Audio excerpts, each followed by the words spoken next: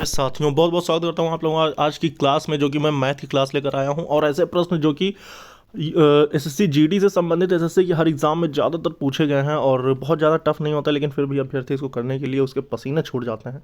तो ऐसी वीडियो मैं डेली लेकर आऊँगा, आप लोग चैनल को सब्सक्राइब कर लेना। और मैं ज़्यादा टाइम नहीं लूँगा, मैं आपको शॉर्ट मेथड से बताता हुआ जाऊँगा। बाकी आप इसके अगर बेसिक मेथड पे जाएंगे तो बहुत लंबे लंबे इसके बेसिक मेथड्स हैं। बाकी आइए चलिए शुरू करते हैं पहले क्वेश्चन को। जैसे कि आप देख रहे होंगे, एक धनराशि पर साधारण ब्याज उस धनराशि का 8/25 है यदि वर्षों की संख्या प्रतिवर्ष दर की प्रतिशतता से संख्यात्मक रूप से आधी है। मतलब इसका ये कहना है कि जो इसकी दर है वो उसके वर्ष से आधी है। ठीक है, तो आइए अब इसको सॉल्व करते हैं। यहाँ पे देखिए, आपकी धनराशि दिया हुआ है 8/25। तो आपको पता है कि जो नीचे वाली राशि होती है ये आपका वो मानी जाती है, मतलब कि ये प्रिंसिपल आपकी होगी 25, और जो 8 होगा ये आपका ब्याज होगा। तो आप समझ लीजिए कि 25 रुपये पे 8 रुपये का ब्याज मिल रहा है। यदि प्रतिवर्ष के हिसाब से आपको अगर देखना है तो प्रतिशतता संख्यात्मक मान से रूप से आधी है, तो प्रतिवर्ष दर क्या है। आप अगर ये चीज़ अगर आप गौर करें तो 8 रुपये का ब्याज है, 25 रुपये की प्रिंसिपल है। अब उसके बाद आप इसको ऐसे करिए, मतलब एक्स मान लीजिए आप उसकी दर, और उसके बाद और जो इसकी सॉरी समय मान लीजिए एक्स, और जो दर होगी वो x/2 हो जाएगी। तो आपको पता है कि ब्याज बराबर होता है PRT, यानी 25 गुणे x गुणे x/2। ये तो मैंने आगे पीछे लिख दिया, बाकी आप इतना समझ लीजिएगा, अपॉन 100। अब ये जो 2 होगा ना तो इसके नीचे आ जाएगा, इंटू 2 हो जाएगा। ठीक है, अब उसके बाद इसको काटेंगे, 25 चौको 100, उसके बाद ये भी 8 हो जाएगा, ये इधर 8 ऑलरेडी है, और ये x का x में मल्टीप्लाई हो जाएगा। तो x² इक्वल टू ये 4 इंटू 2 हो जाएगा 8, 8 अठाई 64। तो x² इक्वल टू 64 हो गया। तो x की वैल्यू कितनी आएगी, x की वैल्यू आ जाएगी आपकी 8। अब उसके बाद जो इसकी दर है वो x की आधी है, इसका मतलब कि 4 आ जाएगा, 4%। ठीक, तो इसका मतलब ये हो जाएगा कि डी ऑप्शन आपका बिल्कुल सही हो जाएगा। अब आइए इसके आगे बढ़ते हैं। वैसे तो आपको पता है कि जो प्रैक्टिस होती है ना वो किताबों से ही होती है। अगर आप ऑनलाइन प्रैक्टिस करते हैं, आपको 10 सवाल के लिए 2 घंटे जुझा देंगे, कोई फायदा ही नहीं। इसलिए मैं बहुत स्पीड में लेकर चलूँगा। सिर्फ कॉन्सेप्ट आप सिर्फ समझिए बस, और क्वेश्चन आपके 100% यही होने हैं। एक व्यापारी के पास 300 लीटर नारियल का तेल, 330 लीटर मूंगफली का तेल और 420 लीटर सूरजमुखी का तेल है। वह उनको समान आयतन वाले पात्रों में संचित करना चाहता है। उसको कम से कम कितने पात्रों की आवश्यकता होगी। आप इसको क्वेश्चन को अगर आप बेहतरीन ढंग से पढ़ लेंगे तो आप समझ जाएंगे कि इसमें बोल क्या रहा है और पूछ क्या रहा है। ठीक है, आइए अब इसको सॉल्व करते हैं। सबसे पहले आप इसमें लेंगे मासा। ठीक, 300 का, 330 का और 420 का, इन तीनों का मासा सिंपली मैं डायरेक्ट बता दे रहा हूँ, इसका 30 आ जाएगा। ठीक, अब उसके बाद आपको पता है कि अगर आप 300 लीटर वाले को 30 30 वाले मापन से मापते हैं, 330 वाले को भी और इसको भी, तो कितने कितने आएंगे। 300 वाले को 30 से नापेंगे तो 10 आ जाएगा। ठीक, मतलब 10 ज़रूरत पड़ेगी। 330 वाले को 11 ज़रूरत पड़ेगी, और 420 वाले को 14 शायद। 3 एक कम 3, 3 चौक 12, हाँ 14 पड़ेगा। इक्वल टू कितने, टोटल कितनी पात्रों की आवश्यकता हो जाएगी, 10, 11, 21, 21 और 14 35, यानी 35 इज़ द राइट आंसर। अगर आपको कहीं समझ में ना आए, कमेंट बॉक्स में ज़रूर बता दीजिएगा कि ये क्वेश्चन सर नहीं समझ में आया है। तो अगली क्लास जब मैं लाऊंगा तो उसमें आपको मैं बेहतरीन ढंग से समझा दूंगा। बाकी आप क्वेश्चन पढ़ें, जो कह रहा है उतना करते हैं। बहुत ज़्यादा अगर आप टाइम लगाएंगे तो आप एग्जाम में पीछे रह जाएंगे। एक परीक्षा में छात्रों के एक समूह के प्राप्तांकों का समांतर माध्य 52 था। अब आप इसको देखिए, ऐसे क्वेश्चन अभ्यर्थी छोड़ ही देते हैं, मतलब करते ही नहीं है। आपको पता है कि जो टोटल अभ्यर्थी हैं, ठीक है, उनका जो एक समूह, मतलब पूरे परीक्षा में जितने भी अभ्यर्थी बैठे थे उन सबका 52 है। ठीक, अब उसके बाद कह रहा है उनमें सबसे अच्छे 20% छात्रों का औसत 80 अंक मिले और सबसे खराब के 25% को औसत 31 अंक मिले। तब शेष 55% छात्रों के प्राप्तांकों पर औसत क्या होगा। टोटल 55 है। ठीक, अब उसके बाद इसको हम कैसे सॉल्व करेंगे। बहुत ज़्यादा टफ नहीं है, बहुत आसान सा है। आपको पता है कि यहाँ पर अगर आप गौर करें तो 20 का औसत अंक दिया हुआ है 80। ठीक भाई, 20 इंटू 80 कर दो, तब ये योग आ जाएगा उनके अंकों का। फिर उसके बाद क्या दिया, 25 का 31 दिया है, जो कि सबसे कम है। ठीक, ये कर लो। उसके बाद अब इन दोनों को मल्टीप्लाई करके लिख लो पहले। ठीक, 2 का हमने लिख लिया है, तो एक का आ जाएगा 1600 और दूसरे का आ जाएगा 775। ठीक, अब उसके बाद और आगे इसकी क्या कह रहा था कि जो 55 लोगों का है, ये जो आप 55% छात्रों के प्राप्तांकों का औसत पूछ रहा है ना, इसको आप कर दीजिए 55 गुणे x, क्योंकि हमें ये पता नहीं है, हमें इसी x की वैल्यू निकालनी है। और टोटल क्या था, टोटल था 52 का। ठीक है, 52 समांतर माध्य जो निकाले 52 का आप करेंगे 52 इंटू 100। ठीक है, तो ये आ जाएगा आपका 5200। अब उसको आप पूरा सॉल्व करें। ठीक है, जब पूरा सॉल्व करेंगे तो वो जुड़ जाएगा, जो 1600 प्लस 775 था और उसके बाद प्लस 55x, तो 55x बचेगा इधर। आप इसको 55x को रखिए, ठीक, क्योंकि हमें इसमें से x की वैल्यू निकालनी है। इज इक्वल टू, मतलब उसको सॉल्व करना था सिंप्लीफिकेशन के लिए, सिर्फ मैं ये चीज़ समझा दे रहा हूँ। उसको आप ऐड करते जो भी मतलब वैल्यू आती वो 2825 आ जाती। अब x तो यहीं रहेगा, लेकिन 55 से इसको आप पूरा ख़त्म करेंगे तो ये आपको मिल जाएगा 51.4%, ठीक, 51.4%, यानी कि आपका option number B is the right answer. ठीक है, अब इसके आगे बढ़ेंगे तो आपको ये सवाल सॉल्व करने होंगे। देखिए दोस्तों, जो मैं सवाल की सीरीज़ लेकर आया हूँ ये तो मैं आपको 100% गारंटेड कह रहा हूँ कि ये अगर आप लेवल लेके चलेंगे तो आपको कोई भी पीछे नहीं कर सकता, मतलब कि आप सेलेक्ट हो जाएंगे बस। देखिए ये क्वेश्चन आप बड़े हुआ, आपको लगेगा कि भैया ये क्वेश्चन तो कोई कर ही नहीं सकता, लेकिन आप देखिए बहुत सारे स्टूडेंट, मतलब एसएससी जीडी लेवल की मैं बात कर रहा हूँ, ऐसे तो जो पढ़े हैं तो वो उनके लिए तो हवा है। ए और बी ने किसी कार्य को करने के लिए 4500 रुपये का ठेका ले लिया भैया, ठीक। ए अकेला इस कार्य को 8 दिन में कर रहा है, बी अकेला इस कार्य को 12 दिन में कर रहा है, और सी की सहायता से ये कार्य 4 दिन में हो जाता है। तो बताइए कि तब ठेके की धनराशि में सी का भाग कितना आएगा। बहुत आसान सा प्रश्न है ये, पढ़ने वालों के लिए तो हुआ बिल्कुल भी नहीं है, हवा है। देखिए ए का दिया हुआ है, ए की जो इफिशियंसी वो 8 है, ठीक। बी की है आपकी 12। अब सी की हमें दिया नहीं तो सी की हम सबसे पहले निकालेंगे एफिशिएंसी, ठीक है। तो तीनों मिलकर जब काम कर रहे हैं तो कितने दिन में कर ले रहे हैं, 4 दिन में। तो मतलब ए प्लस बी प्लस सी कितने दिन में, 4। अब इन तीनों का हम एलसीएम लेते हैं तो ये आ जाएगा 24। अब आप ये जानिए कि अगर ये चीज़ करते हैं, है ना, तो यार ये क्या, मिट जा भाई। अगर ये चीज़ करते हैं कि हम इनकी एफिशिएंसी का एलसीएम लेते हैं, कितना आएगा, यह आ जाएगा 24। अब 8 वाला कोई काम को 3 दिन में कर पाता है, बी वाला कोई काम को 2 ही दिन में कर पाता है। सॉरी, मतलब कि एक दिन के काम की ये इनकी कैपेसिटी है, वो जो दिन में कर पाते हैं वो तो ये है, ठीक है। ये दिनों का वो है कि मतलब कोई काम को 8 दिन में, 12 दिन में और 4 दिन में। तो ए किसी काम को करने की क्षमता 3 है, बी की 2 है, और अगर तीनों मिलकर करते हैं तब कितनी है, 6 है। मतलब एक दिन में वो 6 काम कर सकते हैं अगर तीनों मिलकर हैं। तो आपको पता है कि ए प्लस बी की कितनी आ गई, 3 2 5।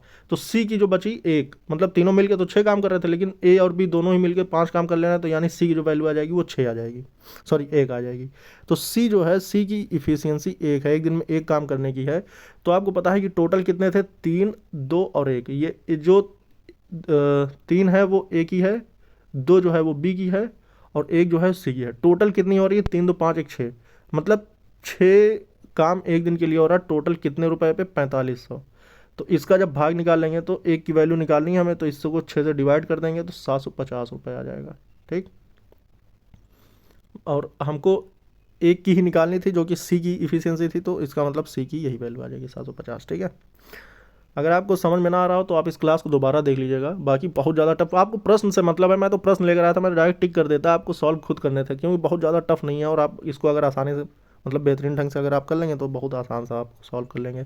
आइए अब देखिए, इसको सबसे बहुत आसान सा क्वेश्चन है, और इसमें बहुत अभ्यर्थी फंस जाएंगे। मतलब ऐसे क्वेश्चन देखते ही उनकी हवा, मतलब कि एकदम गड़बड़ हो जाते हैं कि अरे भैया ये प्रश्न नहीं कर पाऊंगा, इसको स्किप करो। लेकिन स्किप नहीं करना है, हर एक प्रश्न को आपको पढ़ के जाना है और आपको करके ही आना है। मतलब 20 में तो 20, मतलब 20/20 वाला हिसाब किताब रखोगे तो सिलेक्शन नहीं, रैंक लाओगे, ठीक है।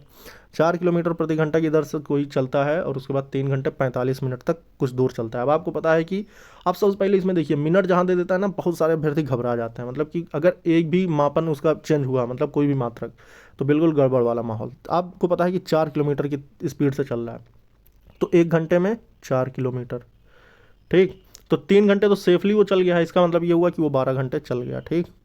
मतलब 12 घंटे में तो कोई दिक्कत नहीं है भैया, 12 किलोमीटर तो वो चल गया। अब 45 मिनट, आपको पता है कि ये 15 गुणे 4 बराबर 60 मिनट, मतलब 1 घंटे में हम इतना भाग कर सकते हैं। लेकिन यहाँ पर दिया है कि 15 गुणे 3, मतलब 45 मिनट का ही पूछ लिया है। इसी तरह 4 किलोमीटर के भी 4 भाग करो, 1 गुणे 4, तो तीसरा भाग कितना होगा, 3। इसका मतलब ये हुआ कि 12 3 15 किलोमीटर चल गया, है ना। अरे भैया तू क्यों भाग रहा है, अभ्यर्थी भी ऐसे भागते हैं भैया, ठीक है। टोटल कितना हो गया, 3 घंटे 45 मिनट में कितना चल गया, 15 किलोमीटर चल गया। अब आपको पता है कि 16.5 किलोमीटर प्रति घंटा की चाल से अगर चलेगा तो 15 किलोमीटर की दूरी कितनी देर में तय कर लेगा। अब इसके लिए आपको क्या करना है, आप इसको निकालेंगे ऐसे, देखो speed equal to distance upon time. ठीक, अब आपको क्या करना है कि स्पीड कितनी देर की 16.5 की स्पीड से जा रहा है। ठीक है, डिस्टेंस कितना है 15 किलोमीटर और टाइम क्या है, टाइम हमें निकालना है। ठीक, तो इसको हम थोड़ा इधर से लिखते हैं। देखो मैं लिख इसलिए रहा हूँ क्योंकि ताकि आप समझ पाएँ। ठीक है, डिस्टेंस 15 है, इक्वल टू के बाहर है 15/x मान लीजिए आप टाइम को। अब उसके बाद क्या करेंगे, x जो है इधर आएगा और ये जो है उसके यहाँ पे इस जगह पे आ जाएगा। तो ऐसे इसको लिखते हैं x इक्वल टू 15/16.5। अब क्योंकि हमें ये चीज़ें हाँ कितनी दूरी तय कर रहा है, अब इसको हम क्या करेंगे कि क्या करना है, 15 किलोमीटर की स्पीड से इतने, अच्छा हाँ इसकी वैल्यू हमें मिनट में दे रहा है। ठीक है, तो हम इसको मिनट में पहले चेंज करेंगे, तो सिर्फ मिनट के लिए हम इसमें 60 से गुणा कर देंगे बस, और कुछ नहीं करना है।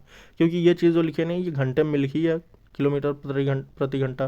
तो किलोमीटर तो ठीक है, लेकिन जो ये घंटा लिखा है ना, इसको हम सिर्फ क्या करेंगे, मिनट में लिखने के लिए 60 से गुणा कर देंगे। अब इसको हम सिंपली सॉल्व कर लेंगे। तो जब सॉल्व करेंगे तो हम वैसे तो ये भी कर सकते हैं कि 0 यहाँ बढ़ा के इसका जो दशमलव है ये हटा देंगे। ठीक, अब ताकि और आसान हो जाए। अब इसको 5 से काटो, जो जहाँ से भी काटना है काट पीट कर लो, जो भी मतलब फाइनली आप अगर काट पीट करने के बाद आपको मिल जाएगा 54.55। ठीक है, उसको सिर्फ सॉल्व कर लेना है बस। अब उसको सॉल्व करने के लिए तो बहुत ज़्यादा समय ना गवाओ। ठीक है, 11 नंबर पे आते हैं। ऐसे क्वेश्चन देखकर अभ्यर्थी और परेशान भैया, एक समचतुर्भुज का क्षेत्रफल 256 वर्ग। अच्छा एक चीज़ और, अगर आप लोग वीडियो देख रहे हैं तो आप लोगों के लिए वीडियो है। आप लोगों से सिर्फ मैं इतनी उम्मीद कर सकता हूँ कि आप लोग से सिर्फ एक लाइक रिक्वेस्ट कर सकता हूँ, आप लोग वीडियो लाइक कर देना। और चैनल को सब्सक्राइब नहीं है तो चैनल ज़रूर सब्सक्राइब कर लेना दोस्तों। आपको पता है कि प्रश्नों की वो सीरीज़ जो कि आप कभी सोच नहीं सकते थे और वही क्वेश्चन जो एग्ज़ाम में आ सकते हैं वो लेकर आया हूँ। आइए अब इसको देखिए, एक समचतुर्भुज का क्षेत्रफल इतना दे रखा है, उसका एक विकर्ण दूसरे विकर्ण की लंबाई से दुगुना है, उसके बृहत्तर विकर्ण की मतलब कि जो बड़ा वाला विकर्ण है उसकी आपको वैल्यू बतानी है।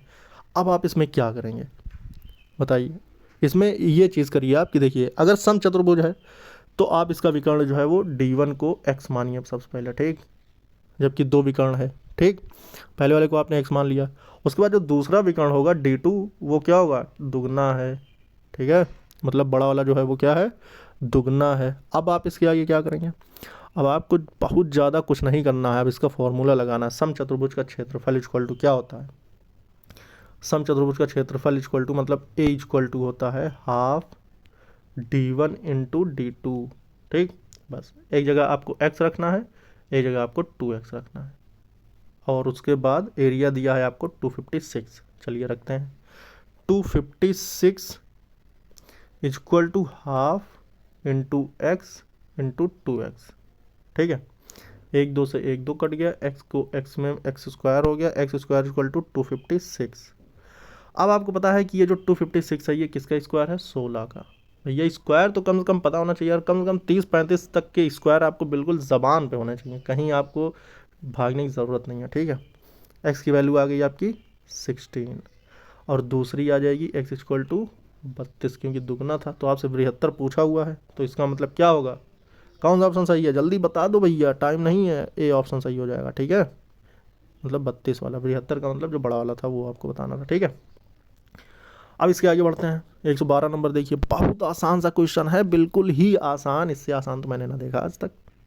चलिए इसको देखिए, यदि राम श्याम को ये काम देता है तो दोनों के पास बराबर आम हो जाते हैं, लेकिन यदि श्याम राम को ये काम दे देता है तो राम के पास श्याम से 3 गुने आम हो जाते हैं। उनके पास आमों की संख्या, देखो इसको तो ऑप्शन से उड़ा दो। ऐसे देखो, अगर भैया 4 वाला एक आम इसको दे देगा 3 हो जाएगा, वो भी 3 हो जाएगा, मतलब बराबर हो गए, पहली कंडीशन बराबर।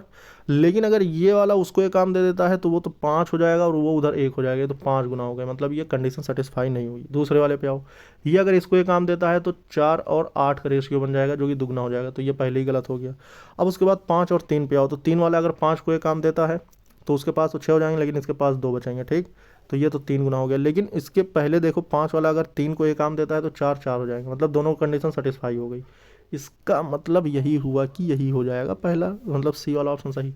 तो आप ये चीज़ देखिए कि कोई भी क्वेश्चन टफ नहीं है, जो जैसा कहता जा रहा है वैसे करते जाओ, बहुत ज़्यादा सोच विचार नहीं करना है, बस आगे बढ़ो। बहुत समय अगर आप लगाएंगे, मॉक टेस्ट में इतना समय नहीं लगाया जाता, बस देखो आंसर टिक करो।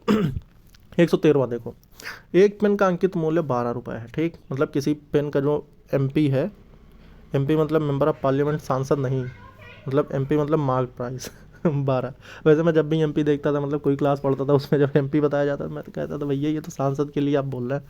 तो ये देखिए, फिर उसके बाद 12 हो गया, इस पर 15% का बट्टा दिया जाता है। अब 12 रुपये पे आपने 15% का बट्टा दे दिया, भैया चलो दे लेते हैं हम। 12 रुपये हैं, उस पर हमने 15% का बट्टा दे दिया। अब क्या करेंगे, देखो 12 रुपये पे 15% का बट्टा दो, बहुत तेज़ से दे दो। 3 5 3 15 25, सॉरी 20, ठीक। अब उसके बाद किससे काटोगे, 4 5 4 3, मतलब 9/5 आ जाएगा, ठीक है। 9/5। अब इसको सॉल्व करोगे तो 1.4, ठीक, नहीं नहीं 1.8, सॉरी 9/5 इक्वल टू होता है 1.8, ठीक है। अब उसके बाद 15% का डिस्काउंट दे दिया, कितने रुपए पे, 12 पे। 12 में मैंने हम घटा देंगे 1.8 को, तो आ जाएगा 10.2, ऐसा ही कुछ आएगा। यहाँ पे ज़ीरो बढ़ा देंगे तो हाँ 2, 11 में गया, हाँ सही है, 10.2 आ गया। अब इसके आगे आप देखिए, एक कंडीशन इसमें और कह रहा है, बट्टा दे दिया जिससे पेन का मूल्य इतना हो जाता है, ठीक। एक और बट्टा दे रहा है, अब दूसरा बट्टा कितना हुआ, अब आप देख सोचिए कि 10.2 था, एक बट्टा और दिया गया तो कितना दिया गया होगा, कितने रुपए का, आप ये चेक कर लो, ठीक है। ज़ीरो बढ़ाओ, इसको सॉल्व करो, 4 0, 9 में 8 गया 1, ऐसा ही, नहीं भैया 2, ये आएगा, ठीक। तो ये हो गया आपका 2.02 रुपये का और बट्टा दिया गया है। कितने पे दिया गया है, देखो 2.08, कितना था यार मैं तो भूल गया, रुको फिर से सॉल्व करने दो।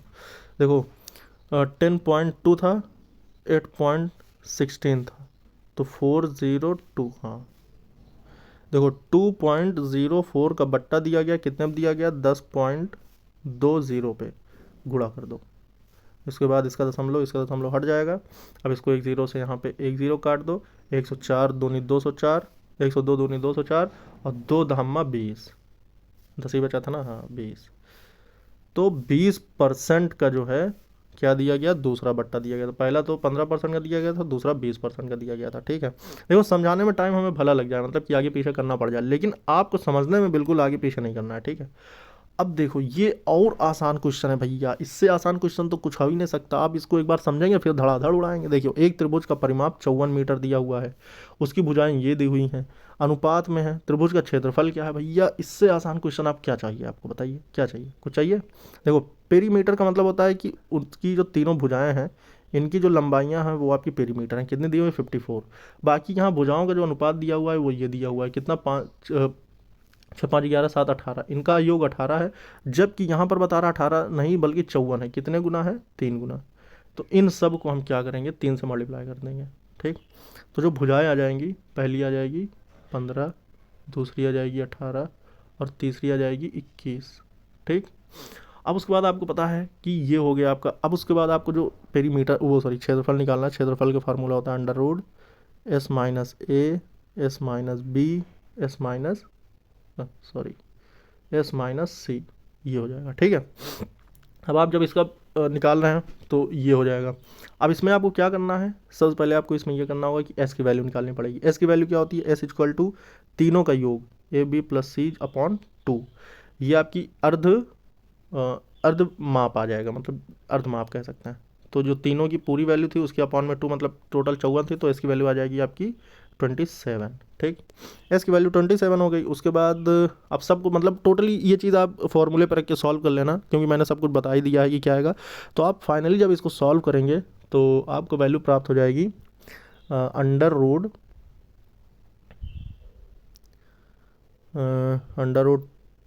करके आएगा 27 गुणे 12 गुणे 9 गुणे 6। इसको इसलिए मैंने लिखा हुआ है ताकि आप इसका सिंपली वो निकाल सकें, क्या निकाल सकें, वर्गमूल, ठीक है। इसके गुणनखंड करने पर आप पाएंगे कि जो बाहर निकल पाएगा 3 गुणे 3 गुणे 3 गुणे 2 रूट 6। अब इसको सॉल्व करें, 3 दिया 9 3 27 दूनी 54√6, मतलब जो इसका सही वैल्यू आ जाएगी वो 54√6, मतलब कि ऑप्शन नंबर बी सही हो जाएगा। हमने आपको तरीके बता दिए थे, आप सॉल्व मतलब इतना तो सिम्प्लीफिकेशन कर सकते हैं, क्योंकि इधर आपको स्क्रीन पर उतना समझ में नहीं आएगा। लेकिन हाँ ये चीज़ है, जो मैं कंटेंट दे रहा हूँ आपको और जो तरीके बता रहा हूँ ये बिल्कुल बेहतरीन तरीका। अगर आप इसके सेकंड मेथड पे जाएंगे जो कि बेसिक होता है, उसमें आपको बहुत लंबा खींचना पड़ेगा। इसका सोल्यूशन मैंने देखा था भैया, उसको तो मैंने देख के ही मैंने कहा कि भैया ये समझाने लायक नहीं है, इसके लिए दूसरा ही मेथड हमें अपनाना पड़ेगा।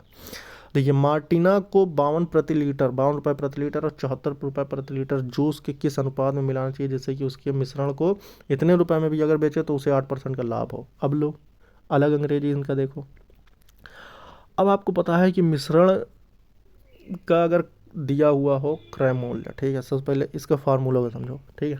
चलो एक बेसिक वाला चीज़ समझ लो, मिक्सचर का जो सीपी दिया मतलब होता है, इसका फार्मूला ये होता है SP इंटू 100/100 प्लस प्रॉफिट %, ठीक, ब्रैकेट क्लोज कर दो बिना समय गंवाए, ठीक है, ये हो जाएगा। अब इसको आप सॉल्व करेंगे, इसको सॉल्व करेंगे तो आप क्या पाएंगे, जब आप इसको सॉल्व करेंगे जैसा जैसा जो बोल रहा है वैसा करते जाओ। देखो इसको आप 71.28/108 गुणे 100 बराबर 66, ठीक। इसको जब पूरा आप सॉल्व कर लेंगे तो क्या आएगा, 66 आप पाएंगे, ठीक है। अब 66 पे आप ये वाला देखो 52 रुपये एक है और जो जूस है वो 74 का है, लाना कितना है 66।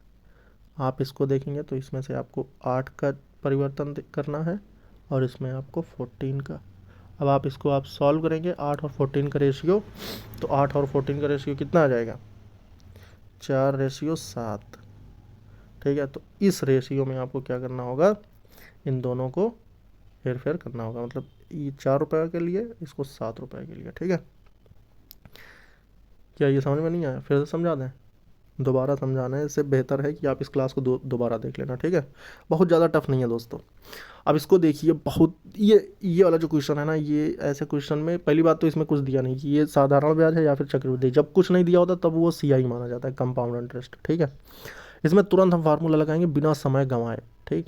आप इसको आप मानिए, देखिए इसमें कह रहा है कि वार्षिक दर से आपको बताना है और जबकि प्रति मतलब छमाही दे है, ठीक। कितने समय में 10,000 की धनराशि 20% वार्षिक की दर से 1331 हो जाएगी। टोटल आपको सीधा ही सीधा दिख रहा है कि 331 रुपये का ब्याज है इसमें, ठीक।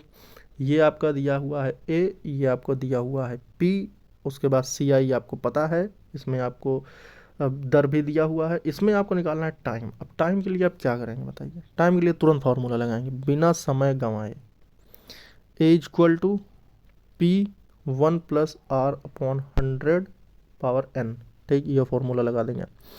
अब आपको पता है कि जब छमाही होता है तो एक साल में 2 महीने होते हैं, मतलब 2n हो जाएगा यहाँ पे, ठीक है। A की वैल्यू आपको 1331, ठीक, बराबर 1000। अब इसके अंदर की जो पूरी वैल्यू होगी 1 + 20/100, इसको जब आप सॉल्व करेंगे ना तो 11/10 आ जाएगा, ठीक, की पावर 2n, ठीक है।